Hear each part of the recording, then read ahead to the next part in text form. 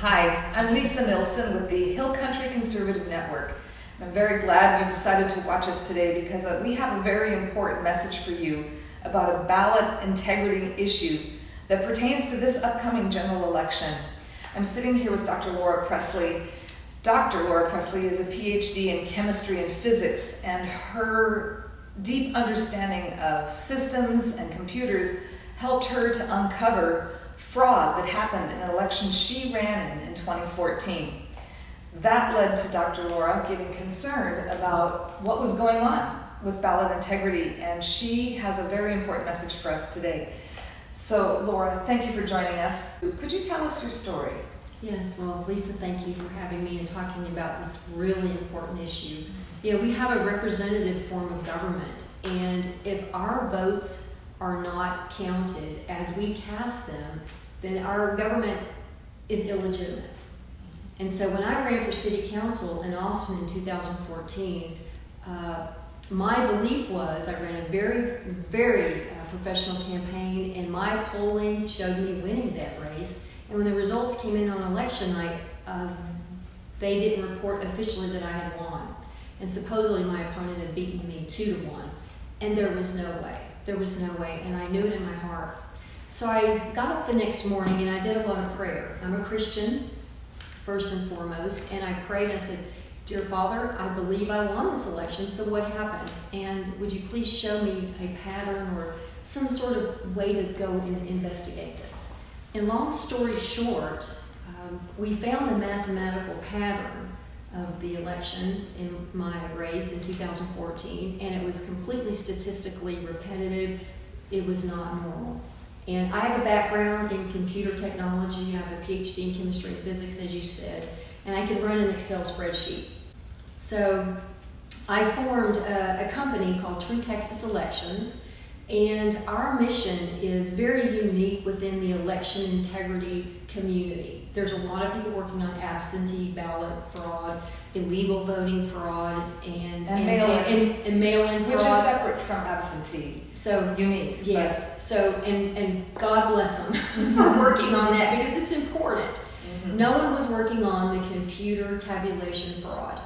And so I formed True Texas Elections, and I've given, my gosh, more than 400 presentations around the state of Texas on this issue.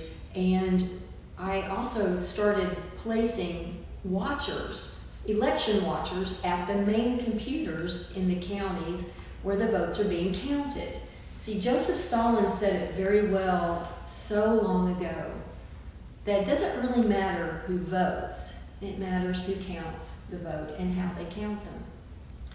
And so as I go around the state of Texas, what I see is what happened to me in my election in Travis County is not just happening in Travis County, it's happening all over the state. And so we've had watchers, election watchers in large county. The largest county in Texas is Harris County, Houston. Houston has issues. We have issues in San Antonio and Bexar County. We have issues in, Williamson County, which is where I live. And we have issues in Dallas County. I mean, we've been in probably 30 counties around the state, and we see issues all over. That the counting of the votes are not being done legally. Okay? And if you have legal elections, it's much harder to commit fraud. I mean, I think everyone can agree with that. The law is the law is the law. And if we don't like the law, then we go change it. We just don't ignore it. Right. How many times have you heard, we have the best laws, but we're just not following them? Well, that's not going to work for elections in my mind. And that's why I formed this company, True Texas Elections.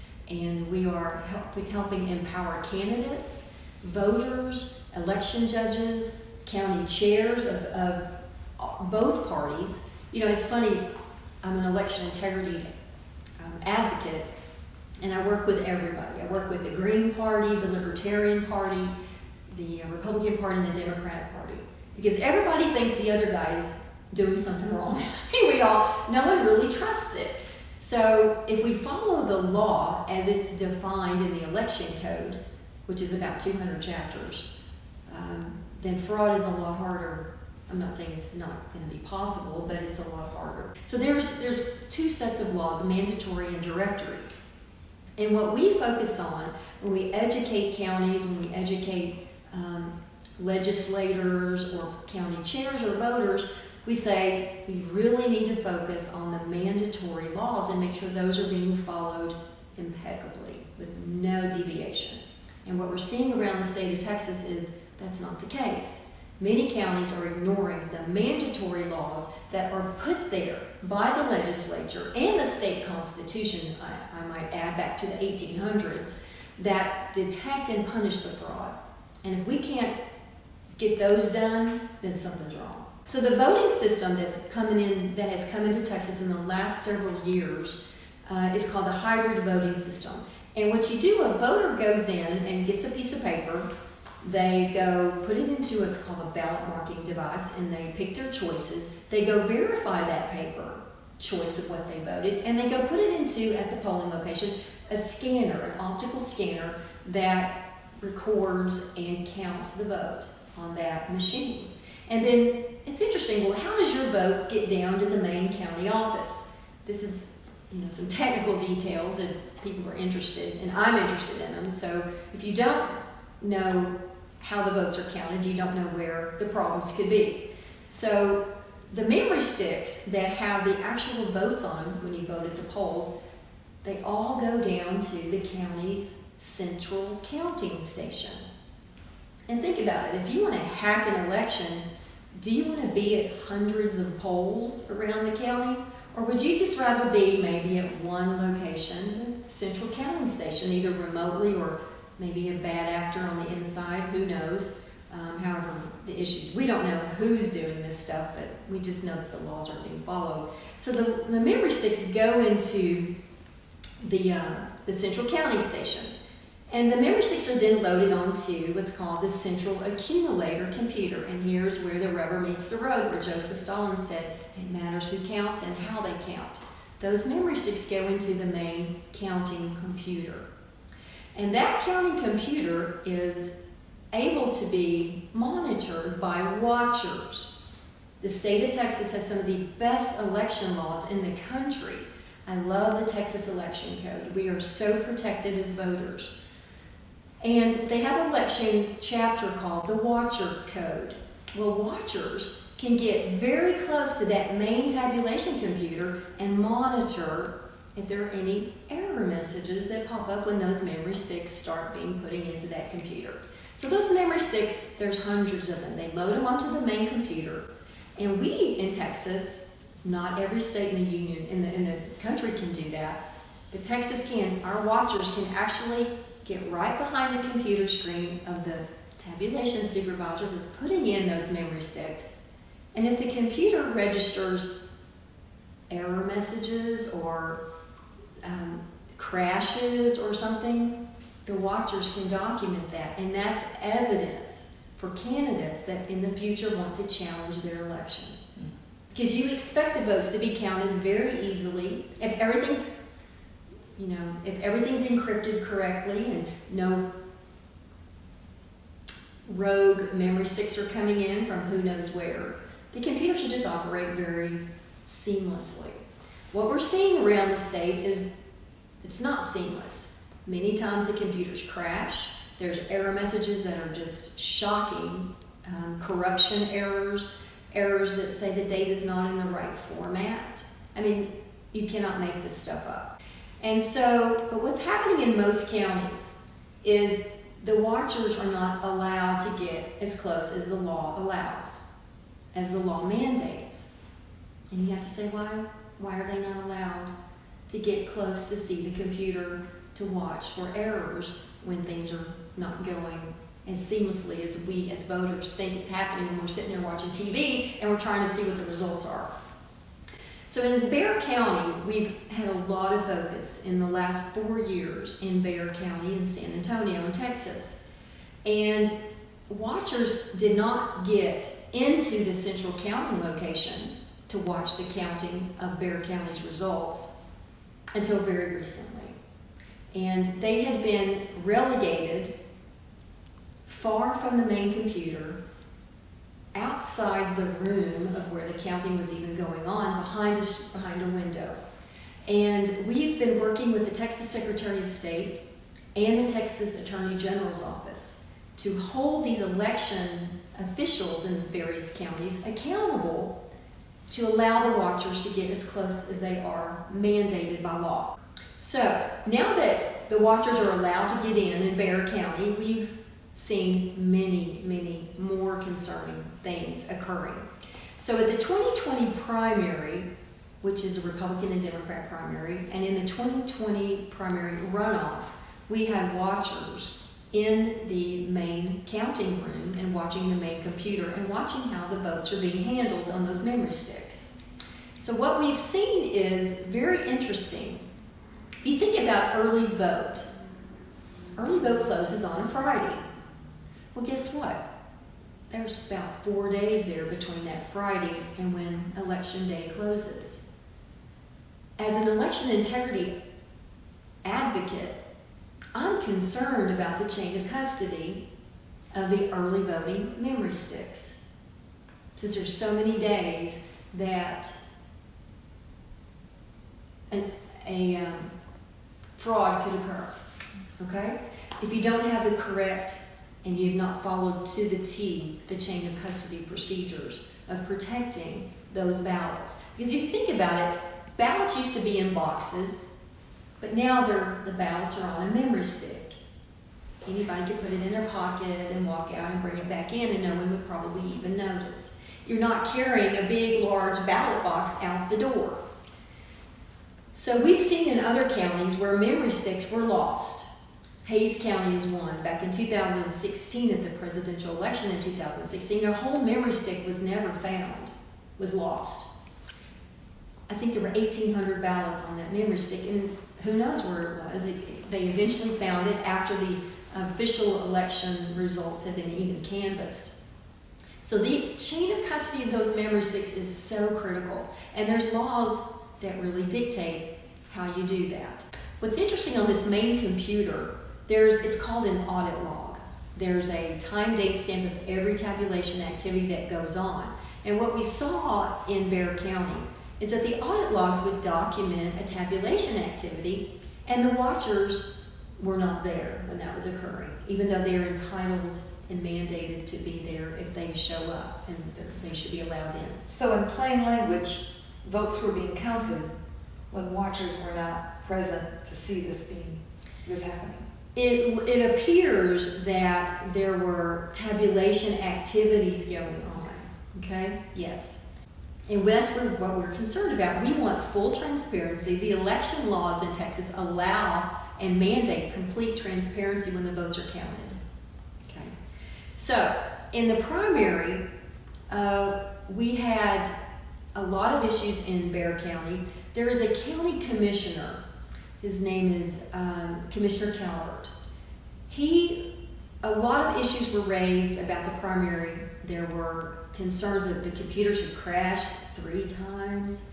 We heard that on the news. You heard that on the news, you heard that on the news, and a lot of people are concerned about that. What happened? What was the root cause and why did this crash?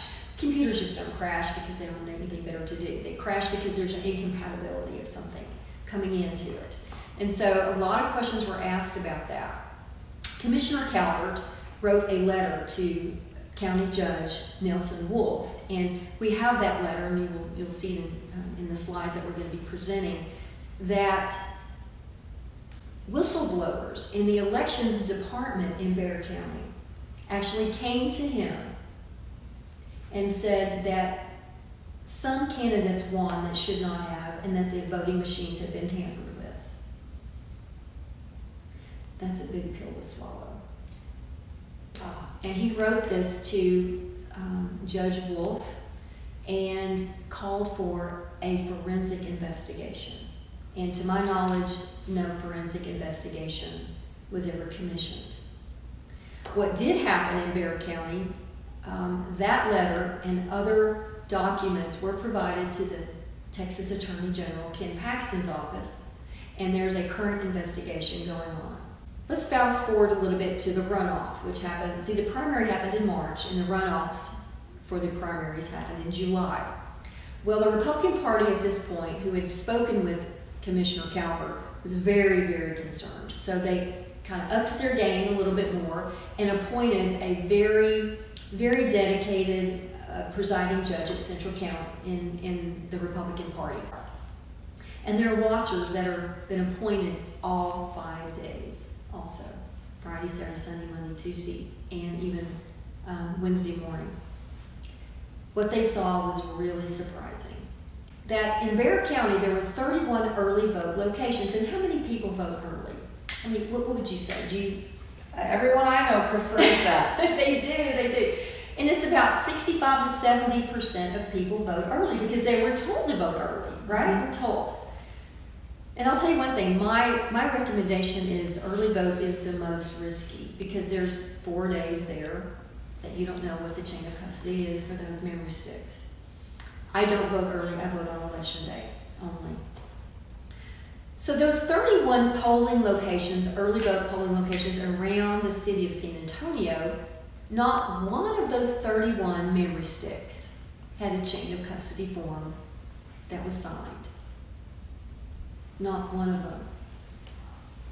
Not one. So that was the first thing that was noticed as being very problematic in the runoff election, that every single one of those forms had no signature. It was very concerning. The mandatory law on this issue says that a guard shall be posted to monitor those ballots. The Republican presiding judge at the Central County station requested that a guard be posted to secure those memory sticks, that electronic media, and that guard was denied. Okay? It was very concerning. Again, this is a mandatory election law. And so days passed, and the presiding judge is back in there in the Central County office, and they start opening the room that has the 31 memory sticks that have about 65% of the vote on it. And when they looked in the room, the layout of the memory sticks had changed. So they had been accessed. Watchers witnessed to this. They noted the layout of the room and where the memory sticks were before, when they put them in there and locked it up. And then when they went back to get them, it was different. So it looks like they've been accessed. Again, this is why the election law says to post a guard. So again, the chain of custody, first of all, there were no chain of custody signatures. There was no guard posted for 65% of the vote. And then when the votes came to be retrieved, to be tabulated, the witnesses saw that they'd been accessed somehow. Okay? It's very, very concerning. So, again, another complaint was filed with Texas Attorney General Ken Paxton's office on these issues.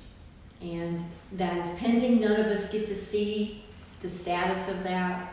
That is his office's prerogative, and that's their responsibility, and their jurisdiction is election law and adhering to those laws across the state.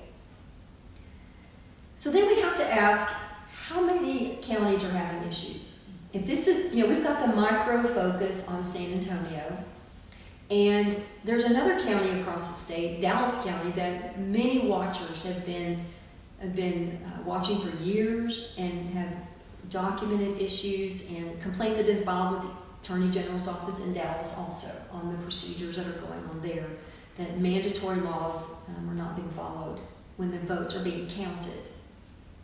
Where Stalin said it matters. These candidates that spend so much money and time block walking and phone banking, that they really need to understand that when their election results are reported, the job's not over. They have to go in and verify that the numbers match up. I believe that it's a candidate's responsibility to not just win the election, but to also prevent their election from being stolen. that's a big job for some candidates. And I've worked with candidates for many years, and we've shown some that their results do not make sense, and they struggle with having to go do the next step and contest it and do the right thing. But if you think about it, the candidates are the only ones that have the legal standing. The election law doesn't allow voters to challenge the results, only the candidate. So if the candidates stand down, the voters are left with nothing. The only other option is if there's a bond or a measure or a charter amendment in your community. Voters have standing in those elections. So what's happened in other counties, Dallas and Midland, there have been voters that have done the math. They asked me to go in and look at the analysis of the results. And I said, yeah, there's some issues. And they chose to file contests. For example, in Dallas County, there's a $1 billion bond that the math just didn't add up. I was asked to look at the data, and the math just didn't add up. So a contest is pending right now in Dallas County. There's another Dallas County case by voters. It's a mandamus case where it's a mandamus is something where you ask a judge or a court to order an official to follow law. Seems a little surprising, doesn't it? That you would have to sue an elections office to follow mandatory law. But if the candidates won't challenge this stuff, then voters have to step in and do it. Because the candidates aren't doing it. They don't know what to do. They don't know how to do it. They have to raise money to file this stuff. So voters are stepping up and saying, we're done. We're not putting up with this anymore. We want the numbers to match, we want the laws followed, and we want the honest election results. So I believe that elections are sacred, and that we as voters and candidates and leaders in our communities, we have to stand up because we're going to lose our country if we don't. On one of the slides we have, we talk about all the lawsuits going on around the state, not for absentee fraud or illegal voting, but counting lawsuits where the counting is not being done lawfully and the numbers don't match. In San Antonio, there's 2 investigations by the Attorney General's office that are going on. It's the 2020 primary and the 20 primary runoff. Midland County, I helped them analyze some audit logs, and voters prevailed in that election contest in Midland. Fredericksburg, there's a pending lawsuit there with regard to a charter amendment, and voters brought that contest. They didn't believe the results. And then Austin, there's a candidate, a state rep candidate who filed an election contest, and that's pending, that may be appealed right now, and we're not sure what the result of that's gonna be. One of the things, we've been in probably 30 counties around the state where we've had watchers at the central counting station watching the counting, because that's where the rubber meets the road. And what we're seeing, there are counties that the numbers just aren't matching up, and the audit logs show a lot of issues. And so we've listed those in that slide for you. And then the real question is, okay, now once we know what the problem is, what is the voters' power? What's the power that we have, Lisa? Sometimes it seems overwhelming and we don't see what really we can do that makes a difference. And I take a little bit different approach than the people who work on absentee fraud or registration fraud and stuff. We focus on counting fraud. And my biggest thing is we need more central counting watchers around the state. And if you're interested in being a central counting watcher, I do the training, and we need people there on Friday night, Saturday, Sunday, Monday, Tuesday, and early Wednesday morning in shifts to watch the counting. So we need watchers across the state, and we just, my contact information will be provided by you guys, and thank you for that. And I'm here to help in any county, any candidate, voters, county chairs, election judges. We do election judge training also. So we're here to help. So there's a lot of ways you can volunteer where it will matter. And the other thing is, consider filing lawsuits. You can file mandamus cases where forcing an official to follow law, a court would do that, and filing complaints with the Attorney General or the Secretary of State. The other thing is donate to us, True Texas Elections. I believe that we're doing something that is not being done anywhere else in the state, and I'm not aware of it being done anywhere else in the country. Laura, as I listen to you, I want to encourage people, first of all. My first response is that I feel so discouraged and helpless. And I really appreciate that you're giving us marching orders. There are actions we can take. First of all, everyone, get registered to vote. If you're not already registered, make sure that everyone you know who is of sound mind and able to cast a legitimate ballot, that they get registered to vote. We still have an obligation to do that. And we have to vote. I have had other people say, well, Laura, why do we even vote? Well, we can fix this. We can fix the counting issues, but you have to vote. And the measures and the candidates have to win, have to officially win for us to go challenge these things. So we have to vote. Exactly. And then second, I had the privilege of being involved in observing the recount in a congressional race here in Congressional District 23 recently. And so this is it's not too hard. It's something we each can do. And so we're going to show you some information here to help you take the courses to become an election judge, to help you get involved in this process of being the eyes and the ears of all of us, to make sure that our votes are counted legitimately, and that election laws are followed.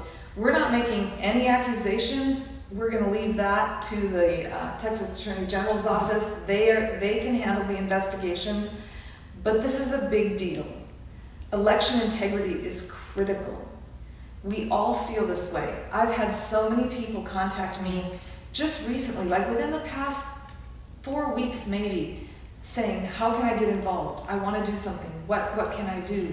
And I guess after spending time hearing Laura's presentation, I realized that yes, it's important to donate to candidates. Yes, it's important to get involved in the grassroots efforts, but this is really, really important as well. That's right. And sometimes the counties don't respond very quickly when people want to volunteer to be an election judge at the polls. And the reason you want to be an election judge at the polls is that you can generate those chain of custody forms. Exactly. It's very interesting to me to go back to those presiding judges of the 31 polling locations and say, why didn't you sign the chain of custody form? Right. Or did you? Because somehow it didn't make it to the elections office. How could that have happened? That's, again, the Attorney General is going to be focused on that. So you have to have really good and honest people at those polling locations, being the judges and alternate judges, to witness what happened and prepare those chain of custody documents to make sure that they're safe and secure. Because those are ballots. It's a little bitty memory stick, and it's got thousands and thousands of ballots on it. So we're here to help train for judges, for watchers, and answer questions and help candidates and help voters and help county chairs understand what their power is with regard to the elections. And once again, I just want to emphasize to all of you watching, if you live in Texas and you are concerned about legitimate, fair elections in this general election, the most important election of our lives, please read the information that we have on this slide, write it down, get involved. This is how we're warriors. This is how we keep our country. Thank you for listening, and may God bless America.